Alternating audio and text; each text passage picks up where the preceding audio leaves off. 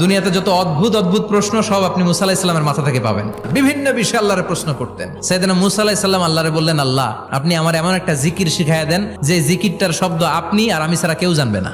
দিনে রাতে সব সময় এই জিকির আমি করব, আপনারে ডাকবো, কিন্তু শর্ত হলো এই জিকিরটা জানবে শুধু আপনি আর জানবো শুধু আমি। আল্লাহ বললেন, মুসা পড়ো লা ইলাহা ইল্লাল্লাহ। মুসা আলাইহিস সালাম কয়, মাবুদ এটা তো জাতীয় জিকির, সবাই জানে। আমি তো চাইছি এক্সেলেন্ট একটা জিকির, কারো কাছে নাই, শুধু আমি জানবো আর আমি পড়বো। আল্লাহ বললেন, মুসা এই লা ইলাহাকে যদি এক পাল্লায় রেখে দাও, তাম বিশ্ব, 7 আকাশ 7 জমিনটারে তুলে যদি তুমি আরেক পাল্লায় রেখে দাও, লা রাজাহাত কাফাতু লা ইলাহা ইল্লাল্লাহ, মুহূর্তের মধ্যে লা ইলাহার পাল্লা ভারী হয়ে যাবে। ও মুসা, তুমি যতই এক্সক্লুসিভ জিকির চাও, লা ইলাহার চেয়ে দামি জিকির আমার কাছে নাই।